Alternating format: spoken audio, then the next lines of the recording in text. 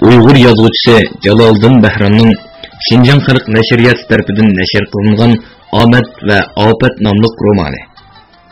Bu roman Biliqut shirkatida ovozga ilinib, Biliqut to'rida anlatildi. Qo'lga tushgan har qanday odamga teri taraqshitib, tillab, urib, hayva qilib, ig'ir jarimani qo'yib, mol-mulkini musodir qilib, dandab qolgan Ablapiz qadrdonnimi yelikdek yumishtirib etaman deb o'ylagan edi. Lekin yurt ko'rgan itdan qo'rq degandek jahon ko'rib turli tuman qismatlar o'chqida tavunib yuragi qotgan qadrdan qo'rqib qolmadi. Bo'libmi Tudajakining atoydan kirib so'rgan savollarini dangsab ko'rib, u odamni muavin boshliq Qudrat Kamolning kirgizganligini farz qilib bo'ldi. Shundaqla jinoiy ishlar soqchi atrofidagi ko'pchilikning boshliqdan qo'rqib iskanja ichida yashayotganligini his qildi.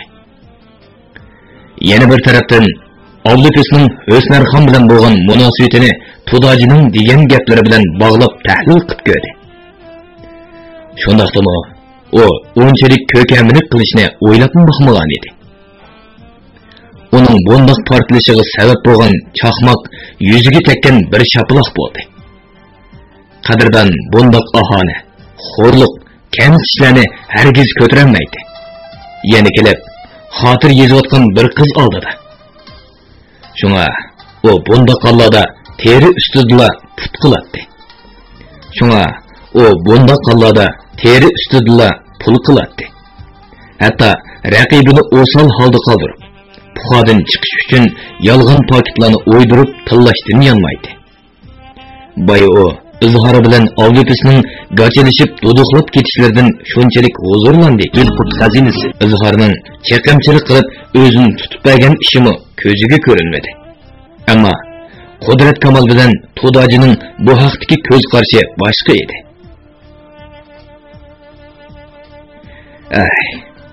Bu bola yoshli qilib qo'ydi, dedi Qudrat Kamol. Shuni bugun kecha navbatchilikni o'z ustingizga ilib, hamma yerni chivunni kirmas qilib, ichidan taqib o'tingizmi? Albatta. Shundoq qilmay bo'lmaydi. Tudaji beshinlashdi. Qadrdan varqirayotgan vaqtida men undan ansirab qolgan. Viloyatlik intizom tekshirish ishxonasidan uqtirish tushdi. Qudrat Kamol yanchqudan uqtirishni ep Tudaji usundi. Men Qashqarga manga jinoiy ishlar soqchi atroflarining navbatdagi yangi vazifalar haqida bir haftalik yig'in bor ekan. Qudrat Kamol Qashqarga yig'inga ketib 4-kuni Abdupes jinoiy ishlar soqchi atrofining barliq soqchi xodimlarini yig'ib bir atiganligi yig'in etib, o'z qarorini besim bilan ko'pchilikka tasdiqlatib, tutilgan barliq xoroin atkasisi va sotqichlardan yuqori jarimani elib hammani qo'yibdi.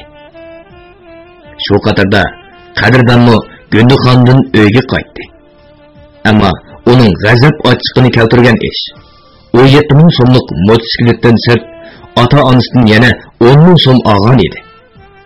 Uning sizmi nomus xijillik o'tida puchilnayotgan Qadrdan motosiklet sotgan puldan ota-onasining 10 ming so'm pulini qaytarib berdi. Shundaqdimi 17 ming so'mlik Yamaha markali qizil duldul uning yuragining eng cho'nqur pinhollarini yetishtirmoqda edi. Xuddi o'lganning ustiga tepgandek. Mehmetjonning duldulning ustida kerilib o'tirib, bir necha qatim uyning oldidan o'tishi Qadrdonning ish bag'rini o'rtib o'tdi. Qudrat Kamol Qashqardan qaytib kelib, Gundixonlarning top-taqir turganligini ko'rib qo'rqib ketdi. Abdupesning nurg'un pul yig'ib olish uchun hammasidan yuqori jariman elib qo'yayotganligini anglab, shu hamon yuqoriga ma'lumot sundi. Oradan hafta o'tmay Qudrat Kamol hammasini yig'inga chaqirib, yuqorining hujjatini o'qidi.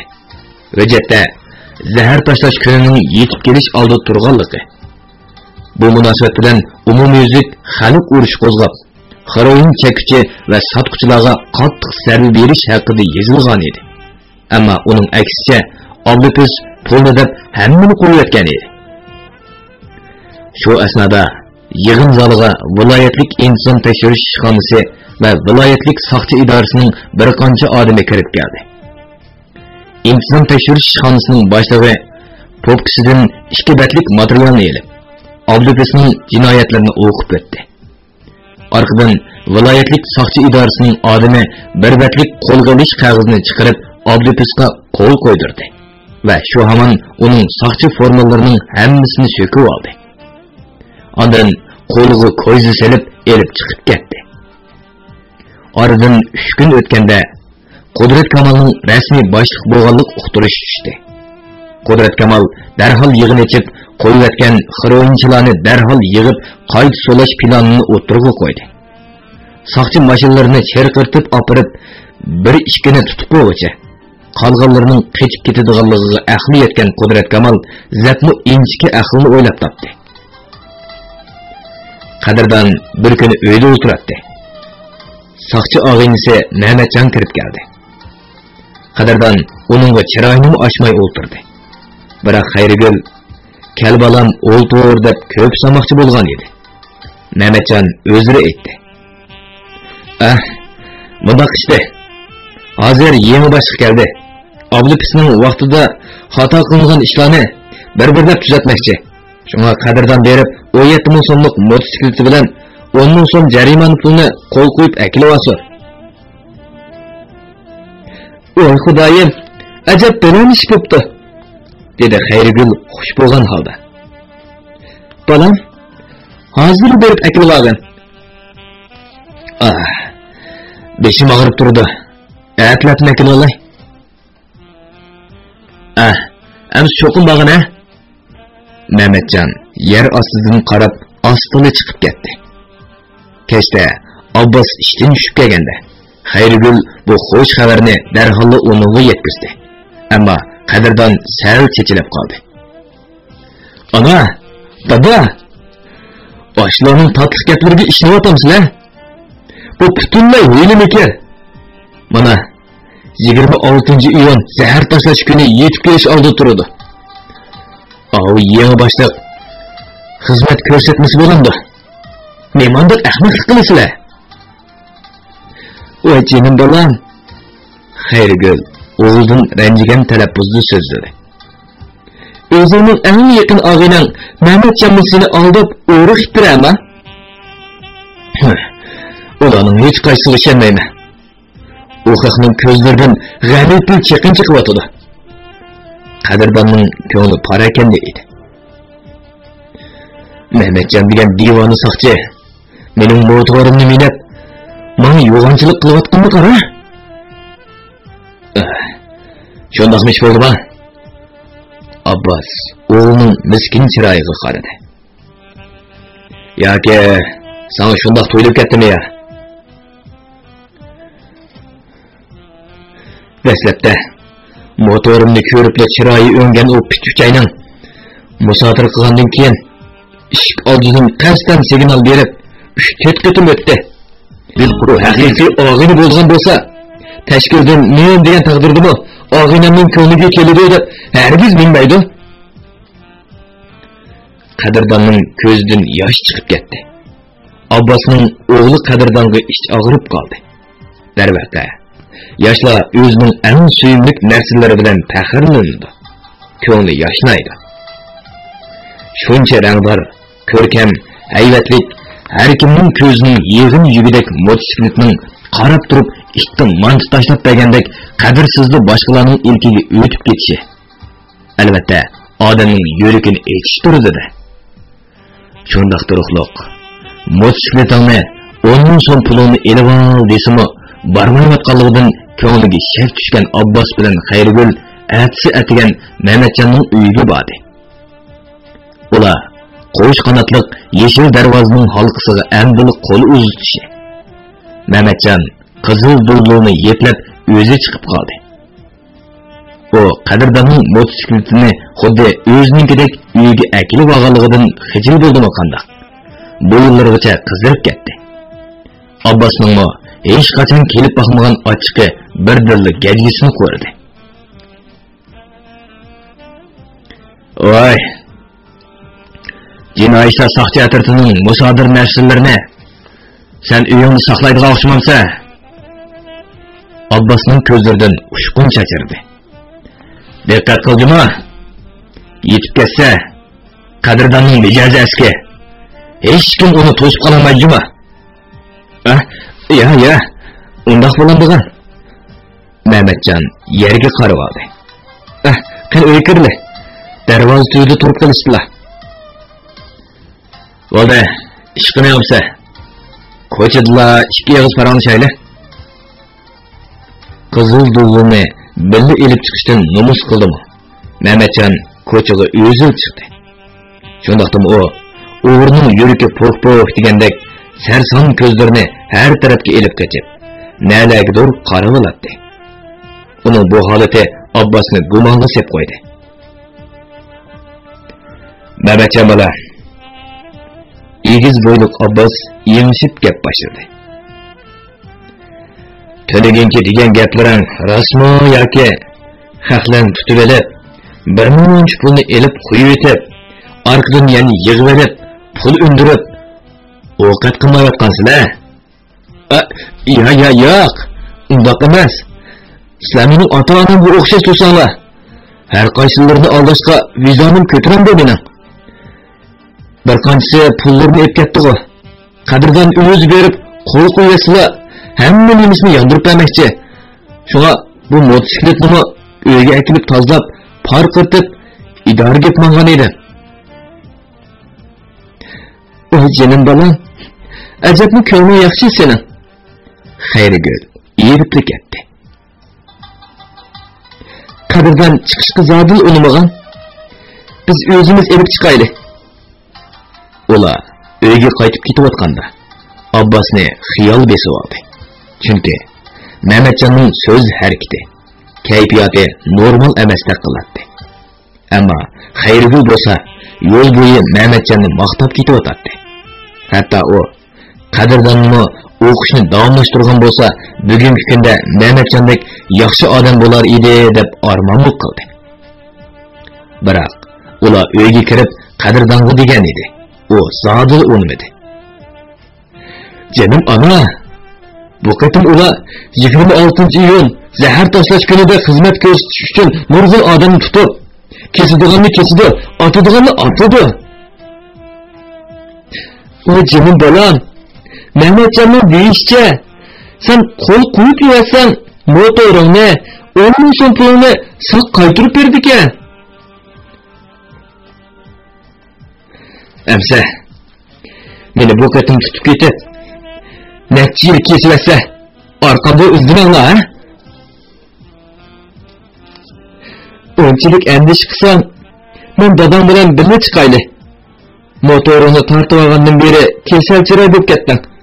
Demismi, addasiz chiroyli bir nimati u. Abbos bilan Xayrigul qadrdonni agashtirib, jinoiy ishlar saqchi atirtining binosiga kirib keldi. Eshikdagi poz Abbos bo'jonga salom berib, hurmat bildirdi. Koridorda bir ustal turardi.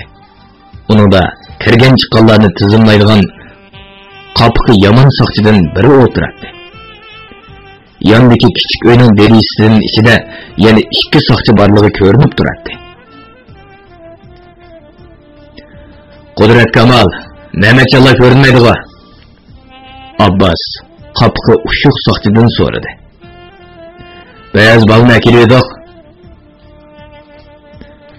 Avu o'rindiqda o'tirg'ach turinglar, dedi u eshik orqasini ko'rsatib. Hammasi 2-chi qavat yig'in zalida yig'in etyapti. Hozir o'tishdi.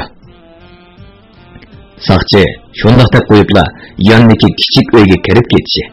To'laji nadan buri paydo bo'lib qoldi. U qadrdonni ko'riblar, aloqizodlik ichida atrofiga qaradi. "Hey, sen nima qilib kelding?" "Otla." To'laji enikini qamallab ochiqi bilan pichirladi. Tez qoch." To'dajining ochiqi va ansiz so'zlaridan Abbos Xayrigullarning og'zi ochiqlik qoldi. Angacha yondagi uyga kirib ketgan saqchi chiqibla ularga qo'polla tegdi. Nimaga turib oldinglar? O'tiringlar. Boshliqlar hozir tushdi. Ona, dedi Qadirdan o'rnidan turib. Sizlar o'tirg'ach turinglar. Men Gulbog'ning ostidagi av ochgandan bir qancha polo yeb kelay. Bu yerda saqlab qolgan chig'imiz bor. Qo'shqin ichib ketdi. Naybaratdan qapqi yomon saqchi mohiyatini oshkorladi. Joyingda jim o'tir. Qo'shqin ichib ketdi. Qadirdanmi hurpaydi. Tomoq yigirmi qo'yamsizlar? Pul xazinasi. Ey, men seni o'tir deyapman.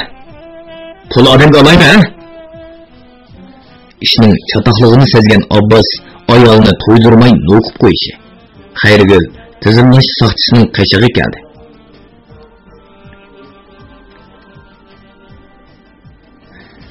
Qo'l qo'yasizlar bo'ldi desa, balani nashsiz etkaptimiz.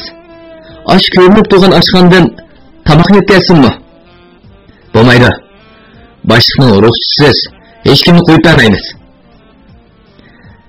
Amsa boshliqdan ruxsat olaylik. Xayrigul ikkinchi qavatga chiqib ketib, bir oz vaqtni o'tkazib, yolg'onlik xo'shlashgan bo'lib pastlab tushdi. Ha, bo'ladi. Birdamda yondirib kelaman. Ha, rahmat o'zlarga. Xayrigul pastga tushib, Qadirdonni elib meng'ishi. Yandagi uydan Mehmetcan ko'zi tutgan holda bir soqchi bilan etilib chiqdi. To'xta! Xiyolingcha qochmoqchimisan? Mehmetcan kelibla Qadirdonning qo'liga ko'zi solmoqchi bo'lishi. Qadirdan orqa dojib turib, bosh bilan bir urishi. Mehmetcanning burnining qayerdir chorisi qilib sundi bo'lg'ay. Og'zidan, burnidan etilib chiqqan qon atrofga chachirab, o'zi 2-3 qo'lash yerga og'dirilib tushdi. Uning orqasidagi soqchi yugurib kelishi, naq yuziga qosli qirib tekkan peshvodan uni o'rinsiz uchib ketdi. Koridorda birdamla potparaqchilik yuz berib, kimdir biri bir necha pay o'q chiqarib etdi. Qadirdan eshikdan qonqigan to'pdek sakrab chiqdi-da.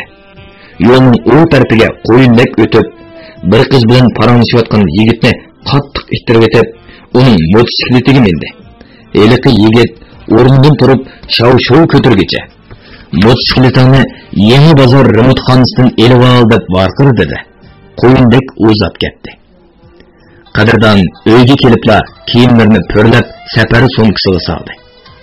Ochisi Gulnurning so'rgan savollariga javob bermay, "Ketmasam bo'lmaydi, ocha" degandan boshqa gap qilmadi. Gulnur yenida ming so'mlik pulni ukisining yonchiqo'ga sepib qo'ydi.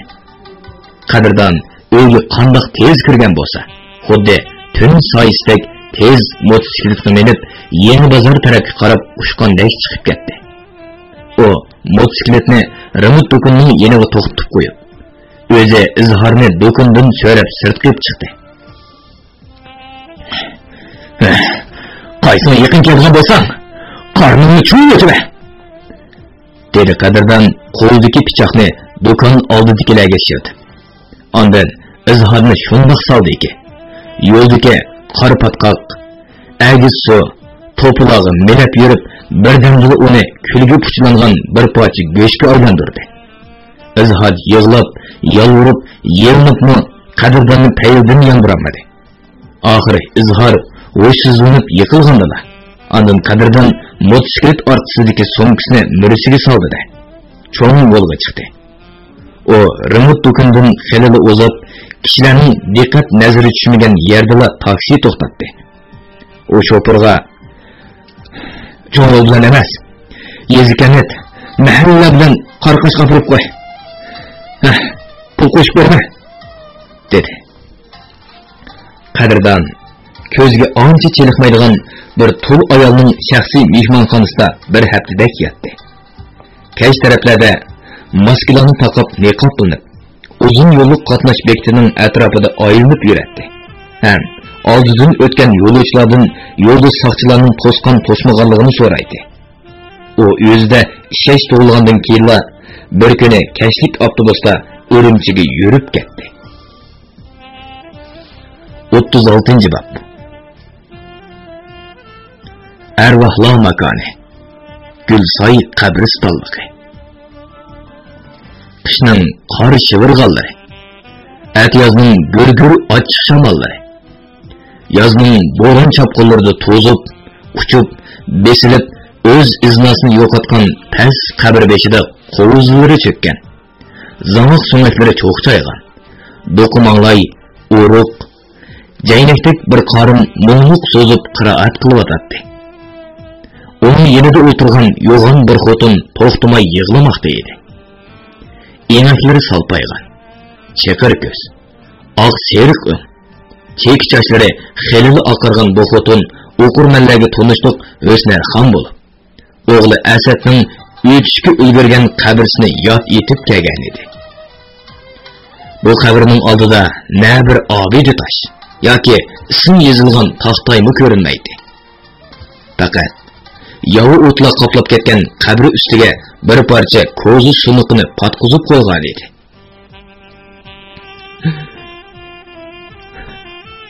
Bolam Asad, to'limi yosh ketdi. O'smarxon qiroat oxirlashgan hamon o'g'liga mo'mirni to'kishga boshladi.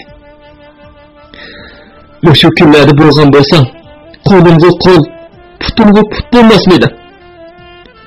Sul oy qonjiq bo'lsa, er xotinligida o'lib oldi. Qiz degan narsani boqadigan nima bu?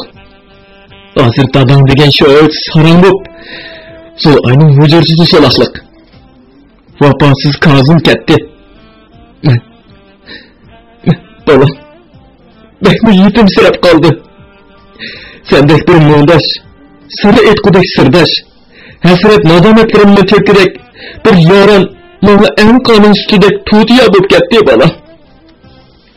Ajabmi yolg'izlik tortib, ko'ri yetim bo'lib qoldi. Xonacha, endi bo'ldi qislar. Vejik qorin qiroat haqqiga taqazzo bo'lib turadi. Yana bir qabr bor deganda qilaydilar. Osh. Xo'yni elashtirda Mavrochiyin. O'smarxon sat olaydi. Bir obdan paranglashib "Nega ketdi u gaplar? Voy bo'ldilar. Bir tag'inlar gap qilgan bilanmi? Bilamdi u?" O'smarxon tizdirg'i tayinib o'rindan aralli turdi. O qarnini boshlab, o't bosgan chig'ir yo'llar bilan Zul'ayning qabrisiga yetib kelganda, donq etib turib qoldi.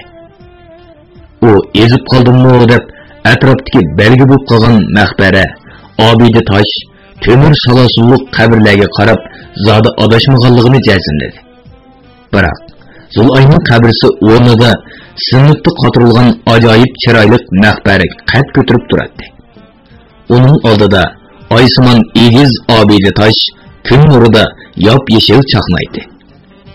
Tig'i maqbaraning ikki tarafida sirliq parqiraq oq temirdan qilingan hilol oy qabrni texmi ko'rkam qilib etgan edi. O'smarxonni texmi hayron qoldirgani. Qabri oldida bir qorim mum bilan qiroat qilib o'tadi. Qorimning orqasida egiz, qomatli bir yigit yukinib o'tirganicha yosh to'kib o'tadi. Bir chog'da qorim qiroatin tugitishi, ular duoga qo'l ko'tardi. Shu chog'da qovul bardam yigitning qadrdon ekanligini to'nib qoldi. Qadrdonmi orqasiga qayrilib O'smarxonni ko'rdi. Cho'nqur ta'zim beja keltirib salom qildi. Qadrdon qorimni rozi qilib bo'lib, ochiq o't hidi kelayotgan chig'ir yo'llar bilan pastlab ketib qoldi. Zul'ayning hayvatlik qabrisi oldiga vejik qorim kelib tizlandi. Uning qishiga O'smarxon o'ltirdi. Lekin ko'zlari hayvatlik maqbara, obida tosh, yaltirab turgan hilol oyda edi.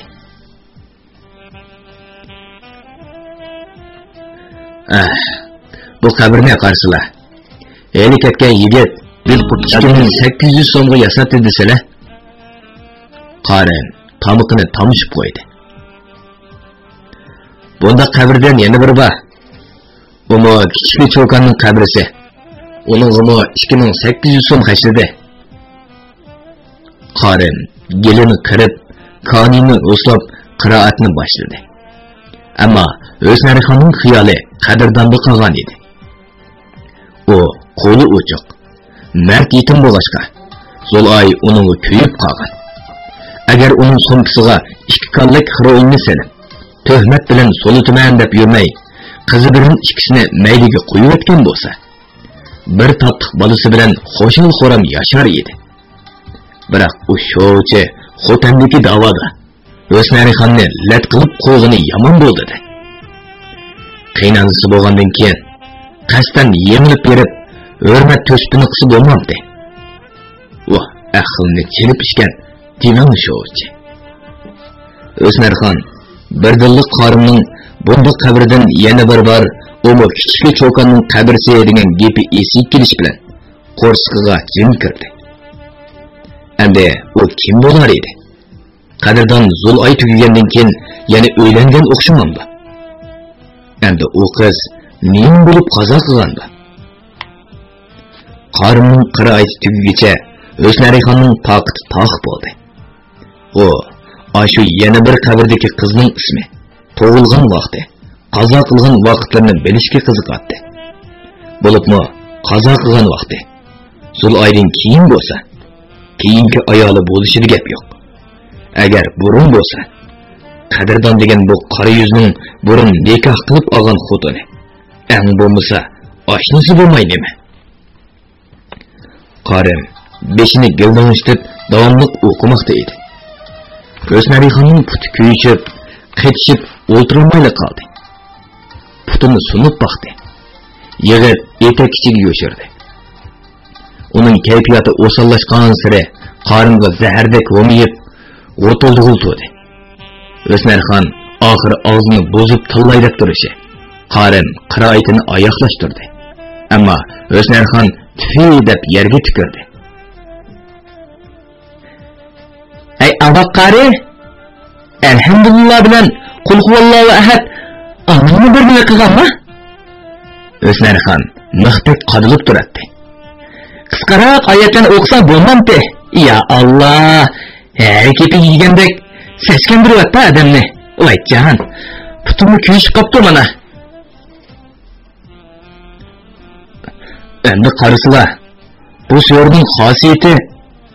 Voy bo'ldiqlar qari. Endi qusturay demsa, mana yana bir qabrning qishiga apa. Qorin Mehribonning qabrisiga boshlab berishi. Chala savat O'smarxon xatlarni tatlashtirib o'qidi.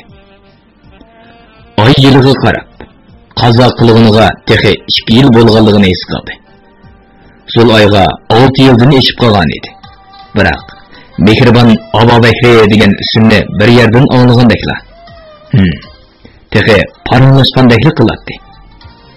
Oxir u bundan 3,5 yil ilgari oshxonaga 4 yoshlik bolasini yetlab kirib, erini surish qilgan chiroyli cho'konni asga oldi. To'g'ri. U ismi Mehribon, dadam kavobchilik qiladi. Ismi Abobakri deganda qilgan. Qara, bu go'ylarning mening do'ppamga jigdi selib, qo'ldirib yurganni. Aslida u qadrdonning xotini ekan-da. O'smarxon o'lik ham tiriklarni qo'shib tillayotgan mush paytda musofirlar mehmonxonasi hovlisida taksidan tushgan qadrdon 2-chi qavatdagi yotqiga kirib keldi. U chaynakdagi sovuq qaynoq suvdan qonug'idek ichib olib, o'zini karvotiga tashlab o'tdi. Tova. Taqdirning o'yinlarimi g'alati bo'ladi ekan. O'smarxon degan bu xotin bilan Zulay o'lib birinchi qatim qabristonda uchrashib qolgan edi.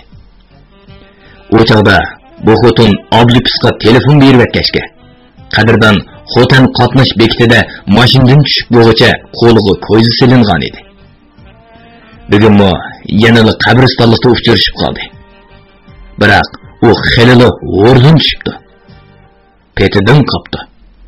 Mag'zi go'shlari salpiyib, ko'z go'harlari to'kilib, chekillari suvari oqiribdi. O'zimi sal oldiga engishib, ballari pukilibdi. Danışmanlarning chechanning oqirg'ini o'limdan bishoratdir. Teningning egilishi o'limga bergan salimingdir degan haq o'xshaydi. O, Xudoning gunohkor bandasi bo'lsin. bu dunyoda qilmagan askarlikka qolmasin. Shundaqdimi, u bir ayol kishi, bola tuqqan ona. Gerçi qadrdonga ajab qoshilchilik qilgan bo'lsin. Bugun qabristonlikdagi uning shumshiyib, bo'yin qisib turgan holati qadrdonning yuragini echishtiryapti. Endi qadrdonning uni undig'ay, mundig'ay, onang, qizing deydigan haqqi qildimi? Qolmadi. Hozir u xotin to'limi bechora, miskin va g'ayr. Eng tatlı qizi Zulay. Yamanning o'ti yomon degandek orzuliq o'g'li Asad. Tunji qizi Axtar Nisola uni tashlab ketdi. Yaxshi bo'lsin, yomon bo'lsin, o'tmishdagi yoshlik xotirlarini, saodatlik kunlarini birga eslaydigan odami Alloh to'xti saron bo'ldi. Oshnisi Kozim vafosizlik qildi. Hozir uning ko'ngli qariqchi bo'lgan savdogarning yonchug'idan qo'rq. Voy bo'ptila. Bularni o'tib ketdi. Bir kishilik jinini jon etar deb tasalli berganimiz bilanmi? O kelish oldi turgan dahshatli xavfdan qutulishi yanada tez. Anglashlar qaraganda soqchi boshlig'i Avlubisni Urumchiga yolib elib ketdimish. O necha yillardan beri heroin atkazchiligidan chekkichilardan yiqqan shuncha nurg'un heroinni O'snarixonga berib pul qilgan tursa, o demay qalama. O'zini hayrat, qo'rqinchli, sho'rlik ko'rsatishga omroq odamlar eng ojiz, qo'rqinchoq, ochiqi yomon, jini bo'sh bir nima. Birinchi so'roq besimidala, bugunkindaymi, tungunkinimi? Bulturqi bo'lsin bo'landi deyish orqali bu chaqcha rabitaba odamlarga bor yo'qining hammani ortib qo'yib, ko'dirgilik qildi.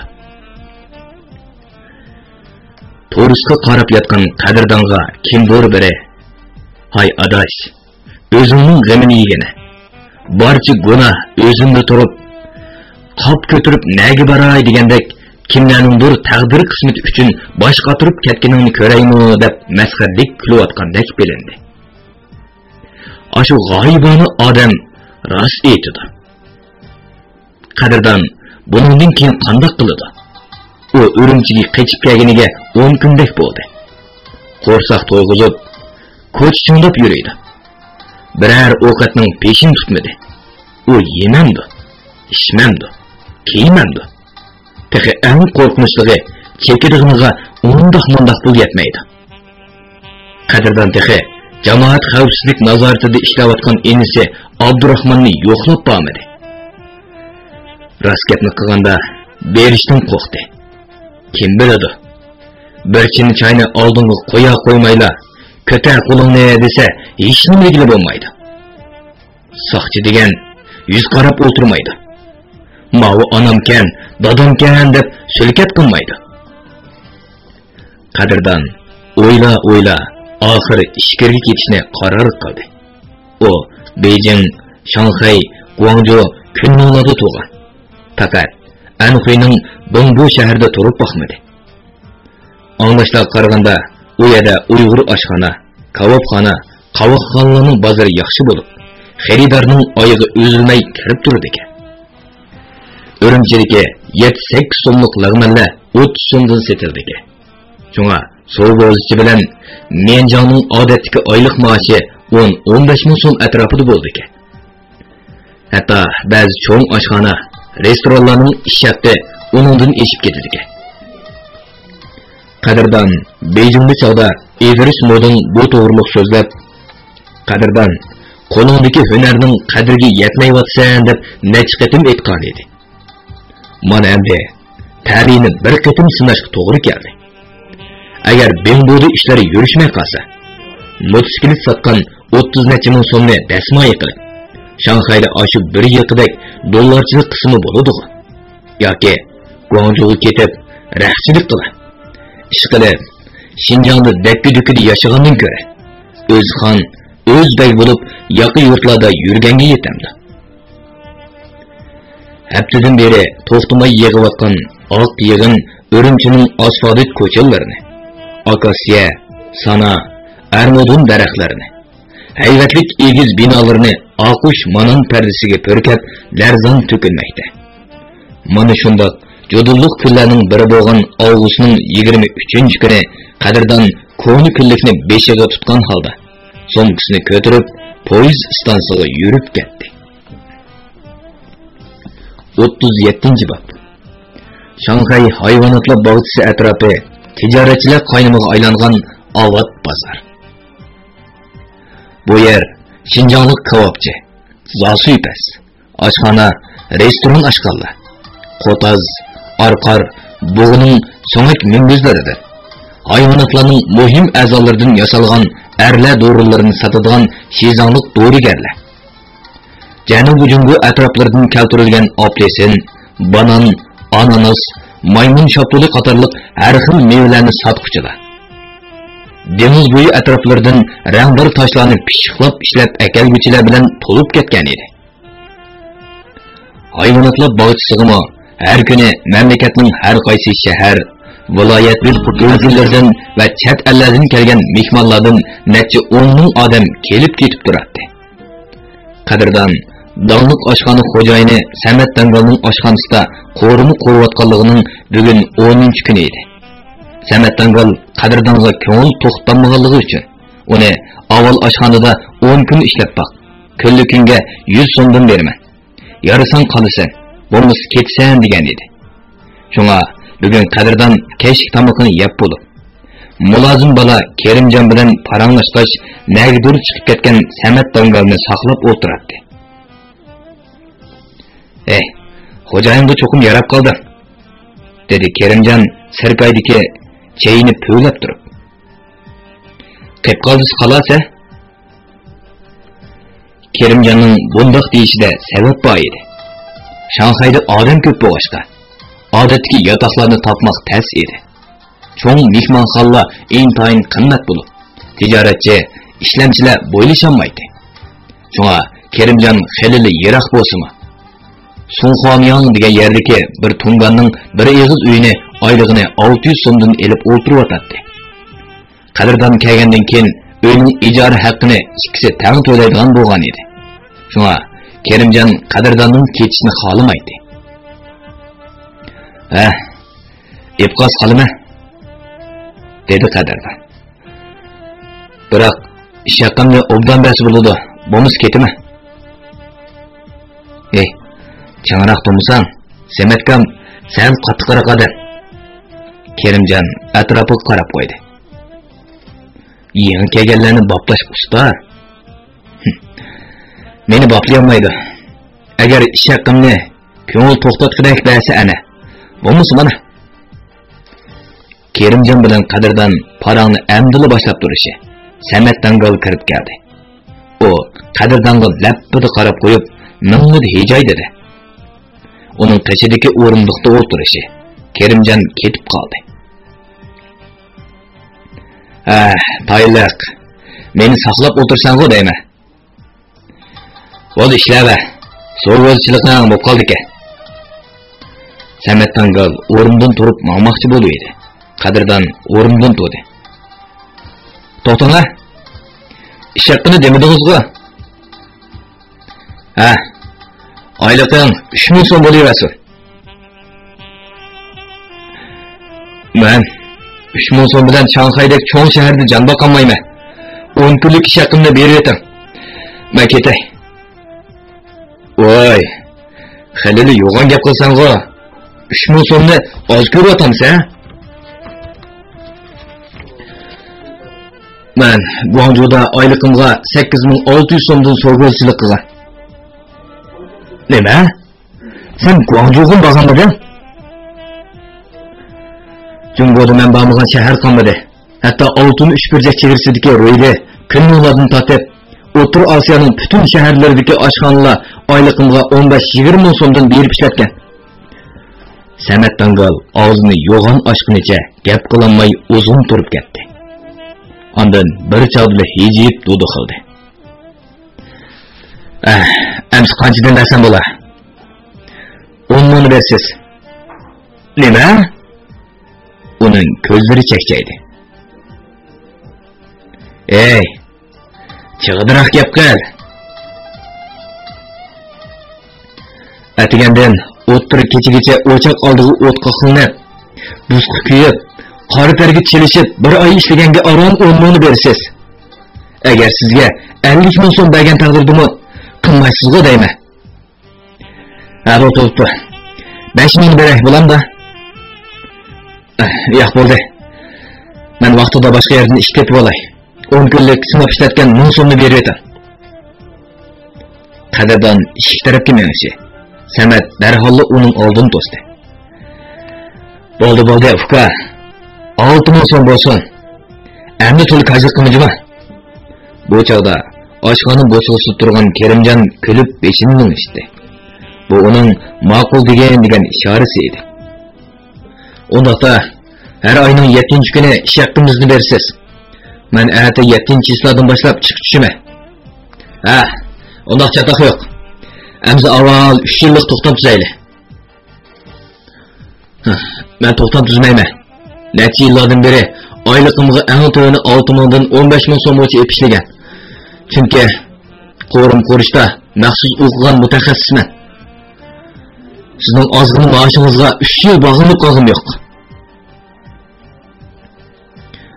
Әмсә, башқа ердің қоп кәгідек іштап алысаң, кетеді екен сәнді? Шындақ, сізді алдысам болмайды. Қане, шөчақ етіп кәсін. Сентябрьнің башлары Шанхайға келген Қадырдан еңі Сәмәт ашханысты күтіп алды. Оның еңі қорымланы дастханға чықырыштың қабатлы қошал болып кеткен Сәмәт Даңғал оны қолдың чықырып қоймасы күшін әр айда мағашыдың сырт 600-700 сом, әтті 1,5 мың сом мұкапат пұлы беретті. Сәмәт Даңғалның ашханыста тамақ еген бір адам бірнеше күнден кейін 3-4, әтті 6-7 адам болып келетті. Ола қорымланы мақтыған сыры Сәмәт Даңғалның рухи көтіріліш білен білі ішіде бір ері тұз сәткендек етішетті. Чүнкі о, бұл мақташла Қадырданның құлқығы етіп қалса, қорыке өсіп қалам екен деген әндешілі болады.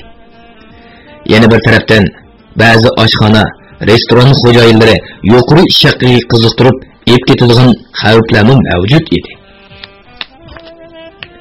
Samat Dangol oshxonasining mulozimatchisi Kerimjon 24-25 yoshlarda bo'lib, Qadrdondan 2-3 yosh kichik edi. U sodda, tuz ko'ngil yigit bo'lib, Qadrdonni o'z qarindishidek yaxshi ko'rardi. Ular har kuni kechida ishdan birga tushib, ko'cha avtobusi, trolleybuslarga tushib, so'nqom yo'lga ketadi. Atiganligi yana birga keladi.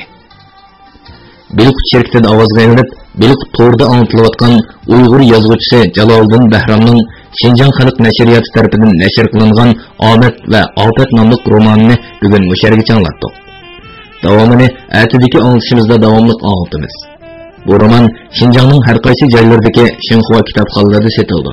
Do'stlarning setib olib, saqlab qo'yishini tavsiya qilamiz.